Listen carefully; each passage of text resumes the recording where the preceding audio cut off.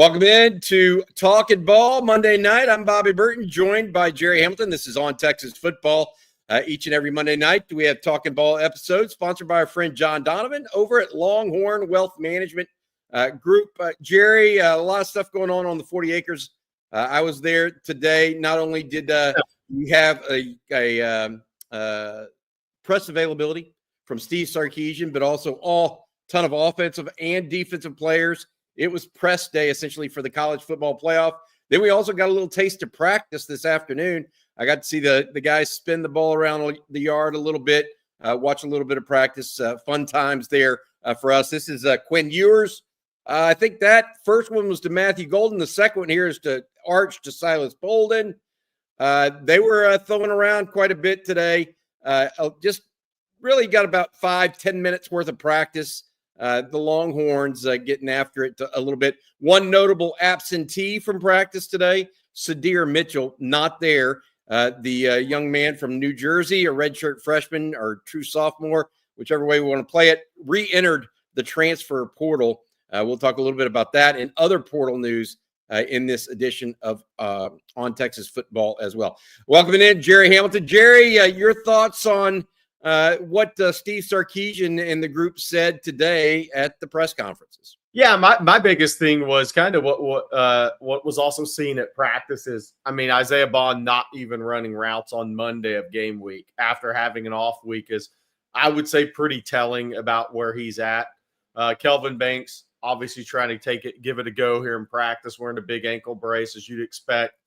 He wants to give it a go, and I know he said late last week, I planned to play, and that was great, and it fired the fans up. But I don't know how you thought he looked, Bobby, but he's definitely not going to be 100% if he goes into this game, if he gets into the game Saturday. Isaiah Bond's not 100%, period. Yeah. To your point, he wasn't even running routes on air. Kelvin Banks, however, was full go. He was running first team left tackle, in with the ones in every drill. Looked pretty good, in my opinion. Quinn Ewers, by the way, another news and injury news, without a splint or brace on that ankle of his.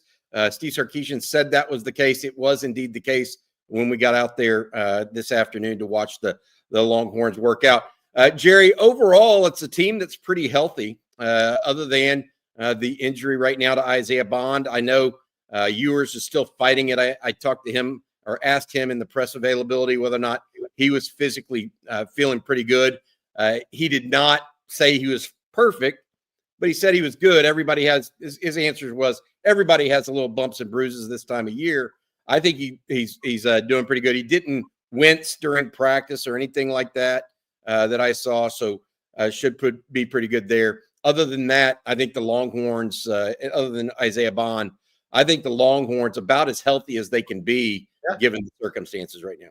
Yeah, healthy and motivated. I mean, the last time out, by the way, I see our James Richards, Georgia fan in here, and I always like it when he comes in here. So don't take it the wrong way, James. But, Texas is going to take the field Saturday, thinking they let a game get away in the SEC championship. That's a pretty easy motivation for a coaching staff. And so that's a good place to be. Dabo, I listened to his press conference thing, Cade Klubnik's. Cade was just asked time and time again about Austin Westlake, the game against Southlake, the Dodges, all that, the Dodge Bowl.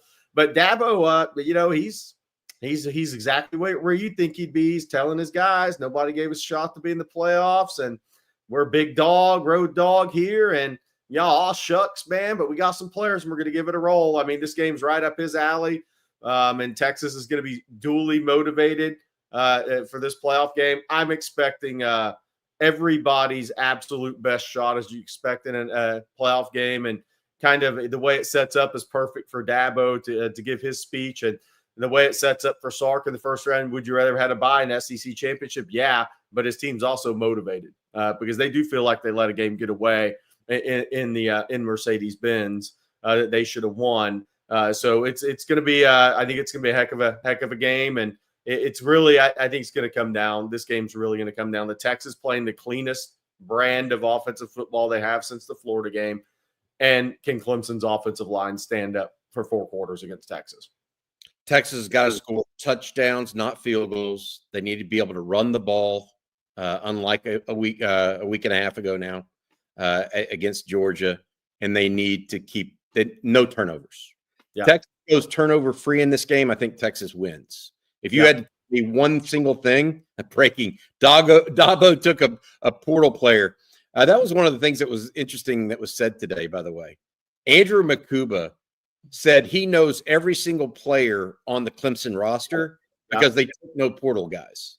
Yeah. Except for all the freshmen that were coming. He knew every single one. Another thing that was interesting, I thought, that was said today, Jerry, was the immense amount of respect Michael Taft has for his former quarterback, Cade Klubnik. Yeah. Called him the best competitor he's ever been on at any team with, either for Texas or Clemson or anywhere in football. Said he's as good a competitor as anybody could ever be. He also relayed a story, Jerry, that not only was Michael Taft during COVID working out with Andrew Makuba and Jahdae Barron on a daily basis, he was also working out with Cade Klubnik on a daily basis and doing that with him. All right, we're going to get to everybody's questions. Topics are open. We're going to talk a little portal action. We got that coming up first. But before we go there, I want to say thank you to our sponsor, John Donovan, President, Longhorn Wealth Management. John's a proud Texas Ex's Life member whose wife and 6 siblings are also UT grads. This UT family passion is what led John to brand his firm, Longhorn Wealth Management Group. He dedicated it to providing investment, retirement, insurance, and estate planning services and solutions to Longhorn families and friends across the nation for more than 30 years. John was able to enjoy the off weekend by celebrating his birthday. Happy birthday, John, which reminded him to tell all OTF members that John and the Longhorn Wealth team can give you the gift of a free 90-minute consultation to help you learn how a certified financial planner like John can help you maximize your wealth, minimize your taxes, and secure your legacy. So as you get ready for this Longhorn game against Clemson, take a moment to either call John and his team at Longhorn Wealth at 972-707-4900 or go online, longhornwealth.net, to score your free consultation soon. John hopes to see lots of OTF members in Austin this weekend as he helps cheer our Longhorns on to victory. Hook them from John and the Longhorn Wealth Management Group. All right, Jay, let's start in the portal because I do have a little bit of news, or at least a feedback, I guess is the best way to put it, on one thing. King Kunta asks, Singleton and Hunter update. Eric Singleton, the wide receiver out of Georgia Tech, Lee Hunter, the defensive tackle out of Central Florida. I can tell you that neither of them were at practice today. It was thought that they'd either be coming in on Monday or Tuesday. My guess is either late tonight or tomorrow when Singleton and Hunter will be there. Singleton visiting Miami over the weekend. I think his visit to Miami started only on Sunday, by the way. So that Lee Hunter was at FSU on Sunday. Yes. So it makes sense that those guys aren't going to be in Austin until tomorrow, but they are both expected. And it'll be interesting to see, Jerry, if Texas looks at any other position in the portal, including running back. What do you think there? Yeah, so I think they made contact with some people. I think they're kicking the tires is what they're doing. You know, Quentin Joyner from Maynard, who's at USC, who visited Ohio State, Justice Haynes, obviously in the portal from Bama, visiting South Carolina right now. I think Ole Miss later in the week, Michigan. See if Ohio State's involved there. I think they're kicking the tires on it. A lot of people have asked about Braylon Russell. I don't see that one being a real possibility. I just don't think that's the type of back that Sark recruits. I mean, that one just doesn't feel, from what I hear, likely at all. So we'll see if Texas makes a push there. The question now is, are they back to needing 4D tackles in the portal? Because as Sadir Mitchell's been with his entire career, it's 1 step forward, 2 steps back, and he just did the same thing to Texas one more time, and that should be the end of that. Does that number go back to 4? Now it has to, in my opinion. It has to. I mean, you're losing 8 now, not 6, but 8 defensive linemen. I mean, I guess I don't count them the same in a way because some of those guys didn't play; they were just there, you know. I get it. There's still depth, Jerry. I mean, the one thing, this is another thing that I think is worth mentioning. A lot of guys, I think it's nine former Texas players have now gone in the portal. One of the interesting things that Steve Sarkisian passed along today is that a couple of those guys are going to continue practicing with the team. One of them is Justice Finkley, defensive end. He will practice with the team and play with the team through the college football playoff, it appears. And then the other one, Jerry, help me. Cecilia Kana. Well, he didn't mention Akana though in the thing, but Akana was at practice today. Right. There's one other player I'm missing, and I bet somebody will remember it for me. Tia Savea and Justice Finkley, and then Cecilia Kana was actually on the practice field today as well. So those three, it looked like, will stay through the college football playoff situation, and we'll go from there. Let's go on and talk a little bit more. This was an interesting thing that came up today, Jerry. Not sure if you saw it, but there's a video of Zach Swanson, the former Texas player, giving Texas some bulletin board material in the Peach Bowl, saying that coaches at Texas told him he wasn't good enough to play at Texas. So he transferred to Arizona State and loves it at Arizona State and can't wait for his crack at the Longhorns. He's rooting for the Longhorns to make it to the Peach Bowl. What are your thoughts on that? Was that bulletin board material, or was that just a kid expressing his dissatisfaction maybe with how he was, not necessarily wanted by the Longhorns, even though he initially signed with them? Yeah, I don't think bulletin board material. I get where Chris Bennett was going with it. I think it's more of if Texas needs bulletin board material at this point, they shouldn't be in the playoffs, is what I'd kind of say. But Zach Swanson's he's a rotational player for Arizona State. He's a good rotational player, is what he is. Texas wanted bigger bodies in the SEC. I mean, bottom line, and bigger bodies. And if Zach Swanson was your 7th defensive lineman at Texas, he'd come in and play 8 really motor-filled snaps of football. They want bigger bodies, though. He's not a bad player. He's a rotational player for Arizona State's what he is. He's not a starter-level player, but he's given them good snaps at Arizona State this year, snaps they needed. But, again, it's kind of like this is what we've talked about with Cecilia Kana, Savea, and some of these guys going in. I mean, I've watched Arizona State a little bit this year, and Prince Dorbah comes off the edge. If Cecilia Kana transferred to Arizona State, I would think he'd be one of their top 2 edge rushers on their team. I think some of these guys that leave are good players. It's hard to get on the field at a Texas or a Georgia or some of these places. And so that doesn't mean the guys that leave can't be good players in college football. They're just having a hard time breaking through at Texas. And then Texas moved to the SEC, and that changed the body types they're looking for on defense. But I don't know about bulletin board material, but it's going to be interesting to watch how many I think there's 5 former Texas recruits that are playing for Arizona State and SMU, maybe 6 coming up in the playoffs. So, look, Texas is recruiting really good players because they're going on to other places and having impacts on teams that are in the playoffs. That's a good place to be if you're Sark. It is indeed. I think that, look, Texas is recruiting a different caliber player than an Arizona State right now. It doesn't mean that some of their top guys couldn't stick with Texas, because they certainly can. I mean, no doubt about it, in my opinion. But at the end of the day, Texas right now recruiting on a different level. All right, I tell you what, talk about recruiting on a different level. Whoa. Let's welcome in our special guest, one of the newest commitments to the University of Texas, and I hope I get this last name right, Jack Bouwmeester. Is that correct? Yeah, that's correct. That's correct. All right, hey, Jack, welcome in. Latest commitment, Jack, from Utah by way of Michigan State, by way of Australia. So I guess I'll just say good day, mate. How you doing today, man? Good, guys. Thanks for having me on. I'm not going to ask you to break down cricket for me, but I know you can, because I think you played growing up. But kind of take, for the Texas fans that are here, kind of take them through your journey, how you got to be one of the best top punters in college football.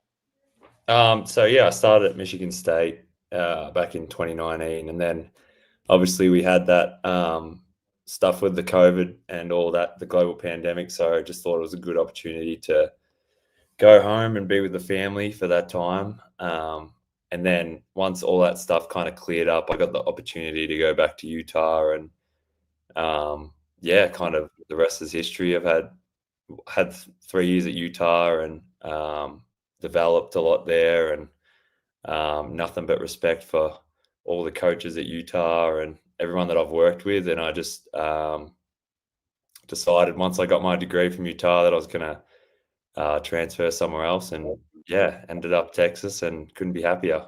So how does that work when you're playing Australian rules football? Does Pro Kick Australia scout you guys and say, hey, would you have interest in this? How does that process happen in Australia?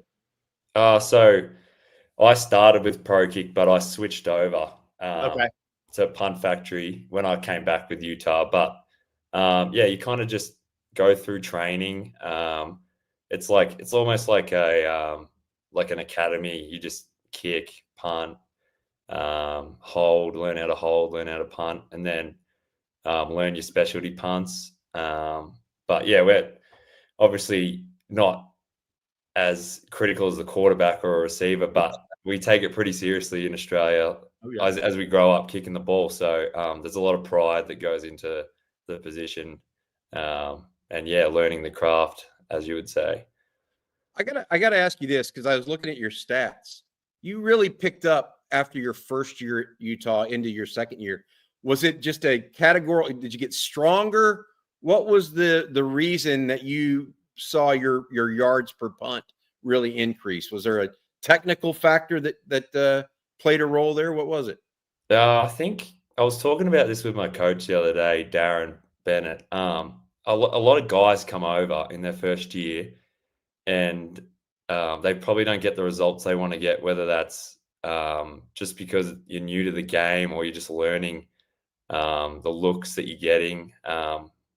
I felt like I was practicing pretty good in that first year, but wasn't really translating as much to the game. But going over that second year, I was able to spiral more, and I put it down to a bit of confidence as well. So yeah, probably those confidence and seeing the field a lot more helps. So yeah, just more reps basically. Steve Sarkisian talked a little bit about you at the press availability I was at today. And he said that he liked you for a couple different reasons. One was obviously the average, the yards per punt, the fact that your hang time was really good. But he said you're really good also at the specialty punts. What does he mean by that, in your opinion, the specialty punts? Is that the down, kicking inside the 5 or 10 or 20-yard line? Is that what he's getting at there? Yeah, I think he means inside the 10, but I was having this conversation with Coach Banks on my visit. He just says that, like, as punting's progressed over the years, like, punters have gotten way better at pinning teams inside the 10. So offenses are like having to scheme up being back inside the 10. So it absolutely just changes a scheme. So Coach Stark and Coach Banks just said we want to have that ability to pin teams deep. So I think that's what he means by specialty punts. We got a great question from our chat that I'm going to read you from Isaiah Rosario. How was the conversation with Michael Dixon, and what did he tell you about his time at Texas and the University of Texas? I spoke to Michael on Thursday night, shot me a text. So he just said, if you ever need any help or anything, feel free to reach out. I think he comes back in the off season though. So hopefully I can catch up with him for a coffee and have a kick with him and learn a bit more. There. Hey, so I had a question about kicking in altitude in Utah, right? Pretty easy to out kick the coverage, I would say, in the altitude, right? Did you feel that? Did you have to maybe directional punt, specialty punt more, take a little bit off at times because you were kicking in that altitude? I think I've noticed the altitude. I don't think about the altitude as much. I've seen a few comments on some of the Twitter things like, oh, he's coming from altitude and stuff. I think I never really thought about the altitude when I was punting. I mean, it can help put a couple of extra yards on, but it's nothing that I ever factored into punting the ball on the field. So interesting. Jack, I got to ask you a couple more thoughts here. What are you coming to Texas for? Are you a business major? You're going to go to grad school and what college, that sort of thing? Yeah, going to grad school, doing the communication program in the Moody College of Communication. So fired up about that. And then when I met with Coach Banks, we did a lot of film, and I just love his scheme, pro style, set you up for the next level. And yeah, we were just talking about just some of the guys we have on punt team, and it's scary. So I gotta ask you this: you played in the Pac-12, Big 12. Mm. So you've been to a lot of stadiums, you've been to a lot of university cities. What were your initial impressions of Austin and the University of Texas and the facilities? Just amazing, really. I feel like Texas is one of those places where, like, there's history throughout. Just when I did the tour, the history around the place was amazing, and just the vibe of the whole program. Coach Sark was awesome. Coach Banks is awesome. Coach Crosby. So yeah, it was just a really good vibe. Everyone's really inviting and yeah, keen to get to work. So yeah, they're ready to play in the college football playoff. They got Clemson this week. Jack Bouw is his name. Bouw. I got to get that down. That could be a tongue tire there, Jack. But thank you so much for joining us. We wish you the best of luck. One more question? Yeah, go. Of course. When do you move to Austin? What's the plan? I'm going to drive out there on the 4th of January, I think. Okay. So we'll see a bit of the country as well on the way out. So. A lot of the country. Jack, thanks so much, buddy. Best of luck as a Longhorn. There are 1,000+ fans on various social media devices watching you right now, and I know they all wish you the best of luck, bud. Be safe. Thanks, guys. Excited to get there. Can we get a hook 'em from you, by the way? Hook 'em. There you go. Thanks, Jack. You take care, man. Thanks, guys. One of the latest commitments there for the University of Texas, Jack Bouw, the punter out of Utah, first team All Pac-12 as a sophomore at Utah, then as a junior, second team All Big 12 at Utah. There, he has 2 years of eligibility remaining, Jerry. So he likely will get a graduate degree from Texas. The Moody College of Business is a 2-year postgraduate degree for his master's. So that's one of the reasons I was asking him, because he's got 2 years. He's not going to be a one and done like Ryan Sanborn, who we all think did a terrific job at Texas. He'll actually be there for 2 years. All right. Jerry, I'm going to let you take us to the next question. You want to talk about Deuce Robinson in Texas? You want to talk about OU and John Mateer, the Washington State? Yeah, bring that one up. Let's go.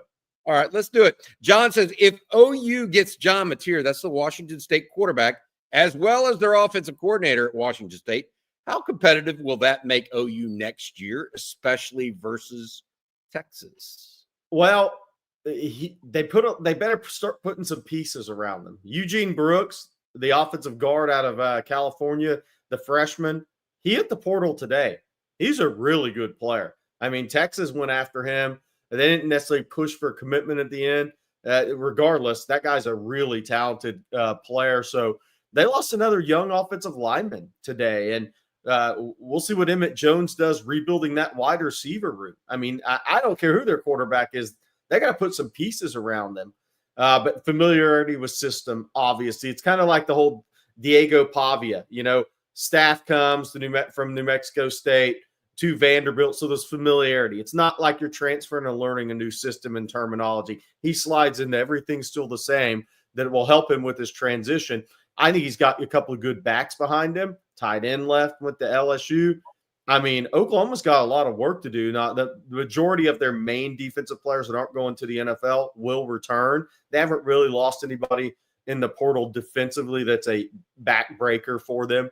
But they got to get some weapons for this guy. Tight end, wide receivers. They got to be able to block him up front, or it just won't matter who that guy is. But it's the one thing for him. I saw him in high school at Little Elm when I went to see Terrence Brooks. And at the time, I think SFA was the only school that had offered him. He's gotten a lot thicker. He's added a lot to his frame based on the little bit I saw him on TV this year. But a good college quarterback for them. Yep. I think the combo of the former coordinator there will give them a head start. Yeah. But to Jerry's point, how far is it going to take them? We shall see. OU still has a lot of work ahead of itself on offense as a whole. Jerry, anything to these rumors of Ryan Williams, the wide receiver out of Alabama? Are they like the Arch rumors? I don't know. I'm going to try to answer this as best I can, Jerry, for you. I don't know if they're anything like the Arch rumors, which have been totally unfounded the whole way through. I don't know Ryan Williams that well, to be honest. But what I do know is he just got a big old Alabama tattoo on his leg, like 2 days ago. Yeah. So you tell me if a guy that just got an Alabama tattoo on his leg, and not a small one either, right, is thinking about transferring right now, Bonefish. I put him in the same category as Mason Graham and the other defensive lineman for Michigan last year. Until their name absolutely appears, I'm just not buying any of it. Yes, I would agree. Who is that? Bear Alexander at Penn State. Did he commit or did he just visit? Matthew's showing the Georgia tattoo on his bicep, which is that biceps traveled a lot of miles with that Georgia tattoo. I didn't even notice that, Jerry. I didn't even notice. Matt has a sense of humor, like very few. Hey, this is one I'm going to disagree with a little bit, Kenneth Cassidy, one of our better posters here and chat members. Texas might need to sacrifice at other positions to get 4 defensive tackles. I look at these positions as silos of sorts. Texas needs to address defensive tackle. It's not like they're going to spend less money at, I don't know, wide receiver because they can't, because they need to spend more at defensive tackle. While there is not a limitless supply of capital, I don't think it's going to work that way, Kenneth. I mean, Texas is all in right now. And we've said that. Texas is all in. They have a chance to win championships right now. Not just with the recruiting classes they've gotten, but also with the things they've done in the portal. They proved that last year. You know, I think that Texas is not going to have to sacrifice at other positions. I get where you're coming from, where you're trying to say, well, maybe we have to spend less money at one place to get the other, but I just don't see that. Let's talk a little football here, Jerry, if you don't mind. Jacob Luna, how should Texas attack the Clemson defense, in your opinion, Jerry? Well, that's interesting for me. I think there's a big difference in Clemson and Georgia, and I think Clemson's got good players. But I think the perimeter passing game, the Jaden Blue part of that package, some of those things can come back with a better chance to work. Clemson's got good players. They're young on defense, though. If you look at, because Dabo's anti-portal until he started to catch heat. By the way, his press conference is really interesting. Him and his media are kind of icy. It's very interesting for a guy that's had that much success. But they started 4 sophomores and 2 freshmen against SMU. They're young in the secondary. They're young. I mean, they have a freshman, 2 sophomores in that secondary. And I think they've given up some big plays. Again, it comes down to blocking Clemson up front if you're Texas. If you block them and your pass pro is solid and sound Saturday, you're going to have the opportunity to make plays. And that's against the linebackers and that's against the secondary. I think the perimeter passing game may be there again for Texas, depending on how Clemson plays them, just because Clemson's got really good players, but they don't have that level of guy that Georgia had at linebacker. Nobody does, though. That's the thing. That's what makes Georgia in this matchups. I think Texas can have a lot of success in the perimeter passing game to set up then the intermediate and vertical passing game. And I think Texas is going to be able to run the ball in Clemson pretty effectively, too. I mean, Clemson is, I think they got the worst rush defense of any team in the college football playoff. I think they're 12th out of 12. I will say this. Steve Sarkisian today and Quinn Ewers both said, we got to be able to run the ball. We got to be balanced. Yeah. I don't care what that means or how that comes about, whether extended handoffs that are those short passes to the perimeter, whatever they're running. They both said we've got to be balanced. Quinn Ewers was asked to single out a specific position for the Clemson defense. He definitely mentioned the defensive front. Yeah. He said their defensive linemen are going to try to probably get some one-on-one situations against the Texas offensive line and make hay that way. I will add this, in the time that I did get to watch practice today, Jerry, Trey Wisner and Jaden Blue looked very healthy and they had a little pop in their step today. Or pep in their step, I guess a better way. Looked a little bit just healthier. Trey Wisner carried a load the last 3 the last 3 games of the season like he's never done in his football career, probably dating back to youth ball. I mean, he hadn't carried the ball that many times.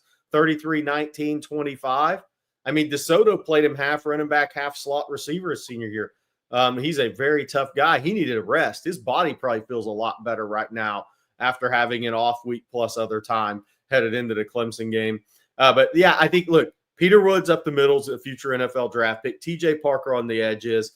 K-Part's been not healthy. See what he can give them. Peyton Page, solid player over the ball. I think Clemson, they have good players. They don't have 5 first-rounders like their national championship teams, but they don't have that. But they still have good players. But if Texas handles TJ Parker's, he's the guy for me. If they handle him in pass pro, I think Clemson will have a tough time defending Texas. Parker's playing at a high level. Jerry, we're 30 minutes into this Talking Ball episode. We have not mentioned that Texas had 5 different players mentioned as All-Americans today, according to the Associated Press, starting with 2 first-teamers. They are, of course, the 2 national award winners, Kelvin Banks, the tackle on offense, as well as Jahdae Barron in the secondary at one of the corner spots. But then you look at the other teams, a couple or 3 second teamers, I believe. I think they're 3 second teamers. Yeah, they Anthony are. Hill at linebacker, Michael Taft at safety, and Alfred Collins, a big defensive lineman, is also there and part of that All-American team. Noticeably, Collins and Taft didn't even make one of the 3 teams on the All-SEC team, yet they're making an All-American team. That tells you a little bit about how good the SEC is, Jerry, Yes. but it also tells you a little bit about how maybe the SEC didn't see all of Texas this year by comparison. And it's also the difference between press and coaches as well. I mean, sometimes they see the tape getting prepped up for opponents, and some of their thoughts may be different than a press. But it's great for Alfred Collins, great for Michael Taft. I mean, but any of these guys are deserving at this point for all SEC honors or all American honors. I don't think there's any doubt about that. By the way, 2 defensive backs, again, 4 defensive players. That's what this team deserves after being the number 1 or 2 defense all year long. And Anthony Hill getting second team, that's really high praise for a sophomore linebacker with this group of upperclassmen linebackers in college football. He's going up maybe against the best position in college football this year, in my opinion, as far as the upperclassmen guys go, the Jalen Walkers of the world, Jihad Muhammad. I mean, you just keep Jihad Campbell, I should say. You just keep going down the list of names at linebacker. Stutzman. I mean, there's some really good upperclassmen linebacker to push your way, ascend your way in the second team on any All-American list is kudos to Anthony Hill. That means you had a hell of a year because linebackers have some big stats around college football this year, especially the older ones. All right, Jerry, let's go to the next one from Todd Lacey. Any word on the 2026 recruiting class? Longhorns currently have 2 pledges, a quarterback out of South Florida, Dia Bell, and a wide receiver from the Houston area, Chris Stewart. Yeah, Texas pretty quiet on 2026s right now. Obviously, we're in dead period in December, but I think the interesting thing will be, when does Texas have their junior days? It's going to depend on if they're still playing. Yeah. I mean, if you win you hate to say it because you're like, hey, you got to win. I'm just answering the question. If you win the January 9th game, if you get that far, then that first junior day weekend's out the door. So it'll have to be late January. So the teams that don't make the playoffs may have a little, or lose early, and may have a little advantage in the junior days recruiting in January where your dates are normally set up at. If you're in the national championship game, which you'll trade off any time, by the way, you lose a date for that January recruiting, because then February is pretty much done as well. So it gets into March. So the 2 teams that are in the college football national championship may have a tougher time getting those kids on campus for the junior days, because obviously you're preparing for the most important game you'll play in. But I think recruiting, they're getting great feedback. I mean, Texas is going to get good feedback. I think they're still in evaluation mode. I mean, if you think back, and people are like, wait, they're about to have a junior day. Think about the junior day last year. There were kids that were at that junior day that didn't get offered. Kate Phillips. I mean, there was a number of guys that didn't get offered that early. And then Texas continued to evaluate those guys and offered them later. So while I think we say, oh, well, who are the top 20 guys for Texas right now? I'm not sure they know. I think they have a list of guys they really like. They're going to continue to evaluate these guys. I think there's going to be more offers made here coming up in January, whether that's defensive lineman, the kid at Richard, Jamion Winfield, who's really fast rising, and now up to about 17, 18 offers. There's some D linemen in Virginia out of state that I think could get offered. And I think it's going to be interesting to see where they go. Who do they push for at running back in this class outside of Maury Latimer? Javian Osborne's at Forney. Do they try to get in on is KJ Edwards have enough size for them because he's a heck of a player, having a great season at Carthage? Do they try to go back in on a Tredarian Ball who's committed to Oregon? I'm interested to see what they do at running back in this class. I think wide receiver, I had a list on ontexasfootball.com, and I'm pretty confident in some of those names I dropped on that one. Caden Finley being one, Caden Dixon-Wyatt at Mater Dei, Naeem Burrows, the speedster at Bowles School in Jacksonville. Obviously, Jalen Lott is an athlete, corner, return man, or wideout, whatever he is. But I'm interested to see where they offensive line, I think, is pretty. There's 3 guys right now that can commit to Texas. Turntine, who's an absolute stud, will play against Westlake for the state title. Toa Katoa at Euless Trinity, whose junior tape's really good for a kid that will reshape his body in college. Great flexibility. Nicholas Robertson at Klein as a guard. I think those 3 guys could commit to Texas now. But again, it's going to go into January, February, and some of these guys will go through the visit process before they commit in June or July. Jerry, going to stay on another topic here, slightly off of recruiting. But I think it's interesting because as we talk about all these guys and how they improve over time or develop one way or the other, you're talking about just from their junior year of high school into their senior year as Texas evaluates them. Let's talk about their whole career through the University of Texas. Yeah. Daniel Earp, I think there was a back and forth a little bit about who the most improved player on the roster was. One person was saying Alfred Collins, another one saying Vernon Broughton. Who is the most improved player on the roster? I'd put that to the whole chat as well. But, Jerry, who do you think is the most improved player for the Longhorns year over year? Most improved player. Gunnar Helm's going to be up there. Jake Majors is going to be up there because he had never played center when he got to Texas. No, I'm not talking about high school. I'm talking about from their junior year at Texas. Oh, junior. I thought you meant the whole way through at Texas. No. Okay. Junior year at Texas. Gunnar Helm, for sure. Alfred Collins, Vernon are on that list. You know who I put on a list, even though he went to Texas? Andrew Makuba. If you take the junior tape from Clemson to senior tape, he didn't have any interceptions as a junior at Clemson. Nope. Got 4. Nope. I think he played. You know what happened to him a little bit? Played a little nickel too. Yeah, he played 2 years of nickel after starting as a true freshman at safety, and I think maybe he was slightly out of position at nickel, but more in position at safety. And seeing the entire field a little bit more may help him quite a bit. Some folks are mentioning Jade Barron. Yeah, that has to be a big one. Right, Jerry? Because you talk about a guy that went from nickel to corner. Oh, Albert's got a great one. Juan Davis. From not playing to having a key role. That's a good one, Albert. Really good one. Yeah. Look, Texas had a lot of incremental success, right? Incremental improvement. But I don't know that I would sit here and say one just went so far out. Daniel's saying Broughton is that guy that just exceeded all expectations. I think it may be Manny Muhammad. I think it may be, if I were to choose one, it may be Gunnar Helm. That kind of surprised me. And I say that not because I ever doubted him. I just thought that it was going to be Amari Nyblack that was the receiving tight end for Texas this year. Jerry, you and I both did all off season. And boy, did he prove us wrong. Good for him. Here's the one thing I'd say about Alfred Collins. Collins doubled his tackles from a year ago. Now, look, with Devondre Sweat and Byron Murphy, obviously he had to take on a bigger role. He doubled his tackles, tripled his passes, deflected, defended, and he did so facing more double teams than he ever has.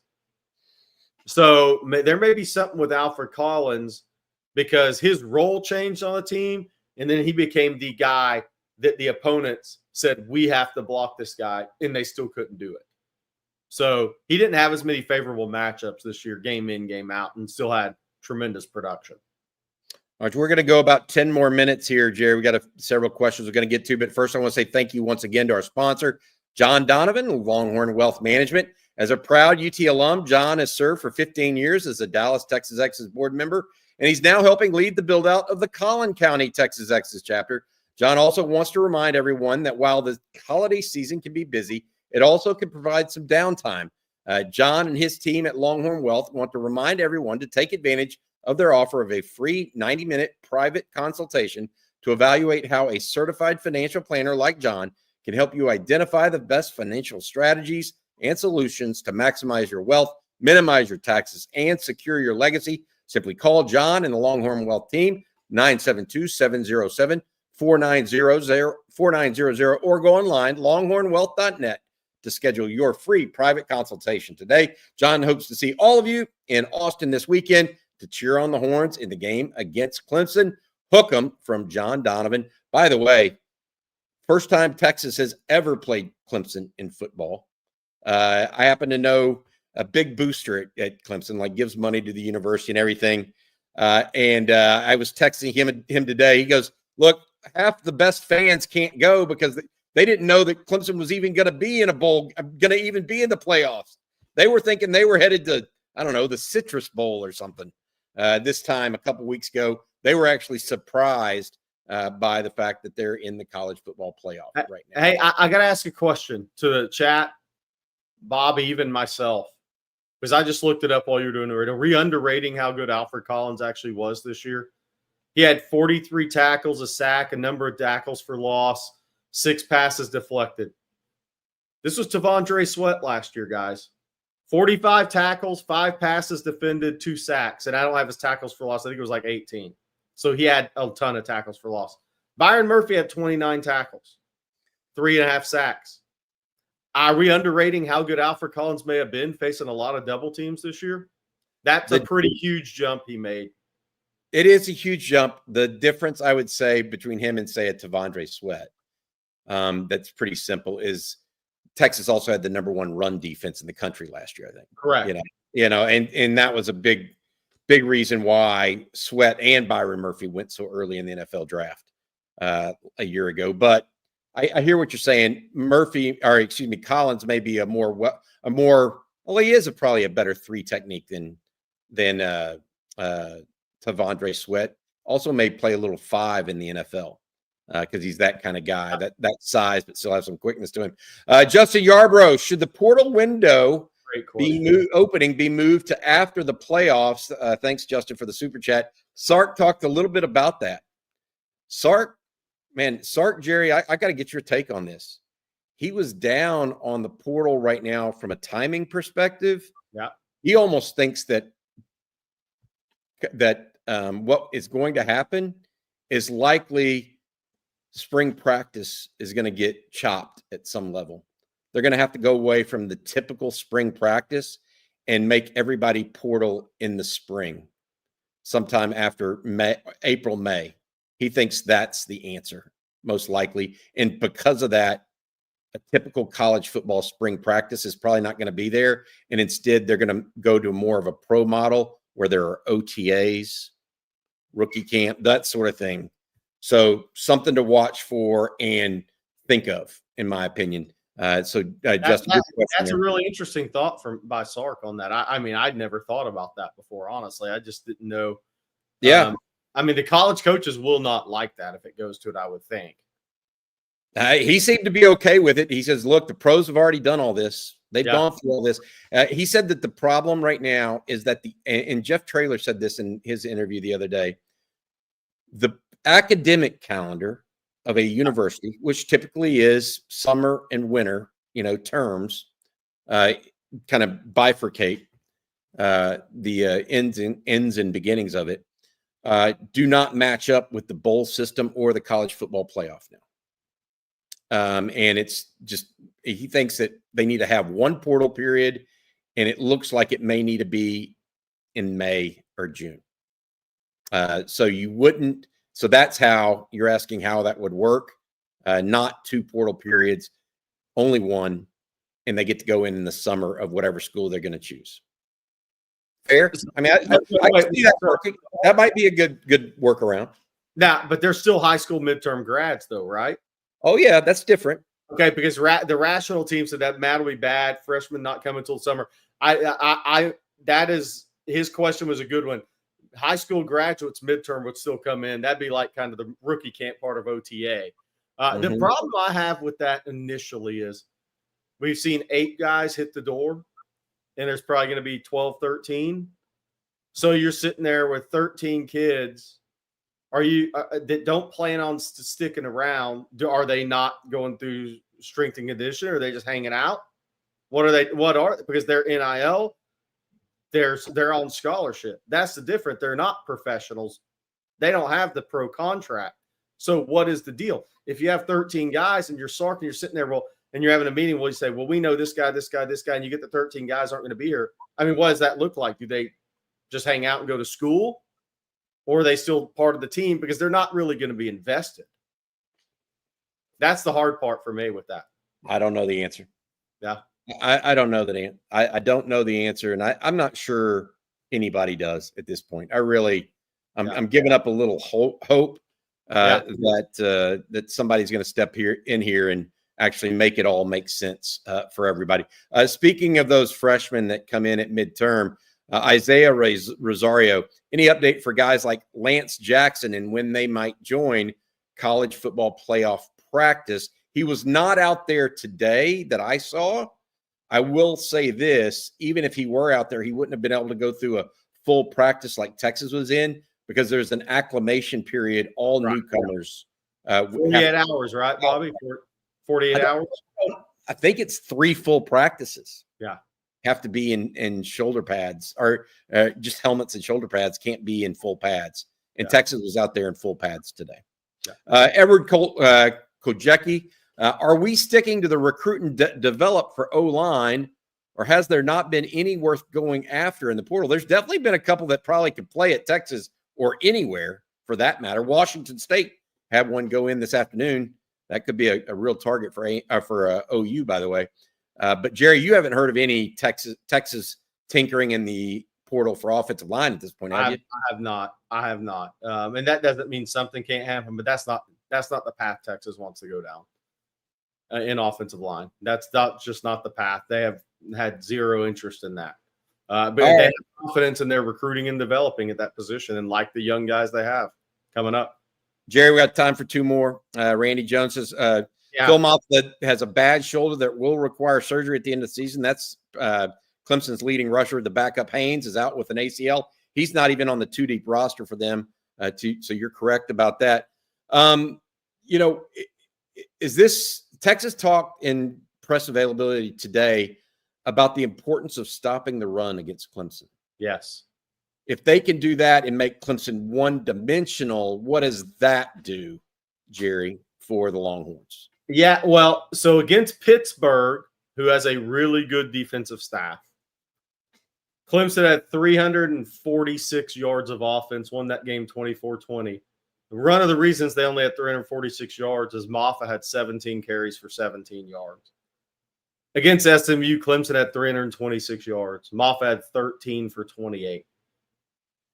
I throw the Georgia game out because they just got suffocated. I mean, it was like people were tapping out, early in that one. But in that game, Clemson had 188 yards. Moffitt didn't get a lot of those yards till that game was out of hand. But when they've put their lowest outputs yardage-wise in the ACC play, Moffitt had a total of 30 carries for 45 yards. And it was interesting listening to Dabo today in his press conference. He said, he's got to have shoulder surgery after. See, he's pretty much said what Larry Williams said with us on Coffee and Football Friday. He's playing with one arm. And that's hard because in a game, in a regular season game, you can protect the shoulder. You can run out of bounds, right, on 2nd and 5 and get 3. You can get down instead of getting 7, you get 5 and get down to protect yourself. You can protect yourself a little in pass pro. He can't do that Saturday. It's win or go home. He's got to put it all out there, and he's got a shoulder that needs to be surgically repaired and is pretty much deemed useless in pass pro by the guy who covers Clemson. He's going to have to put that body on the line. He has no choice Saturday, and their backup's out with an ACL from the SMU game. So Moffitt's going to have to put himself in harm's way, and Texas knows that. One quick question here. Someone asked, Kenneth Cassie asked, any word on taking a kicker in the portal? No, nothing new there. Let's finish it off with this one here. Jake Miranda, Jerry, y'all remember when we were getting something like 20 sacks as a team? Woof. Glad those days are done. I'll put it out there even further, Jake. This team does not have a top-ranked defense if it doesn't have a better pass rush. A year ago, they had pretty good stats without a pass rush. Now the Longhorns have a full-on pass rush. They're averaging 3 sacks a game, 39 for the year. Jake, there's no doubt in my mind that while we talk about how well the back end of the defense has been communicating with one another, the reality of it is it helps a lot when there's pressure on the quarterback. Period. That's been the biggest piece of it. There are 14 players who have a sack on this team this year. 14. It's a big number. That's a big number for different players that have had a sack. And obviously, you look at it, Anthony Hill, Michael Taft, Gilbo, Barron, LaFowl, Alfred Collins, Simmons, Sorrell, Vernon. Lole has it, but he plugs. Trey Moore, Ethan Burke, even Ty Anthony Smith, Colton Vossick. Pretty much anybody that gets a chance at it has come up with a sack this year. And Texas doesn't have a high blitz percentage. So those are really 38, 39 sacks is a very impressive. That's where I wanted it to be. That's the wheelhouse for these teams, especially considering Texas isn't a high blitz rate team. That means they've got 38, 39 sacks this year in 13 games just off of a 5-man pressures a lot of time. That's a great place to be. And the majority of those guys are coming back next year. Good stuff, Jerry. All right, that's going to do it for this tonight's Talkin' Ball. Thanks again to Longhorn Wealth Management Group for their sponsorship. Thank you also to Matthew Hutchison, our producer behind the scenes. Always quick with the graphics and whatnot. Thank you so much, Matthew. Also, thanks to you, Jerry. Incredible depth of knowledge as usual. That you just kind of spun off there on the 2026 recruiting class and took people to school on that one. So that was awesome tonight. Also, thank you all so much to everybody here. We're back tomorrow morning with Coffee and Football. We have lunch with the coaches tomorrow around noon. Go ahead, Jerry. Tom Luganbill will join us in the morning at 9. Tom Luganbill of ESPN, former colleague of mine, moved from on-field national to in the booth ACC. He's seen Clemson a lot this year. So he'll kind of break down Texas Clemson on Coffee and Football around 9 a.m. tomorrow Central Time. Also, thank you one last time to Texas's newest punter, Jack Bouw, who visited with us. If you're just now joining us around the first 15 minutes of the show, he stopped by to say hello and gave us all a hook 'em. All right, for Matt and Jerry and for all of you guys, y'all have a good night. We'll see you tomorrow. Hook 'em.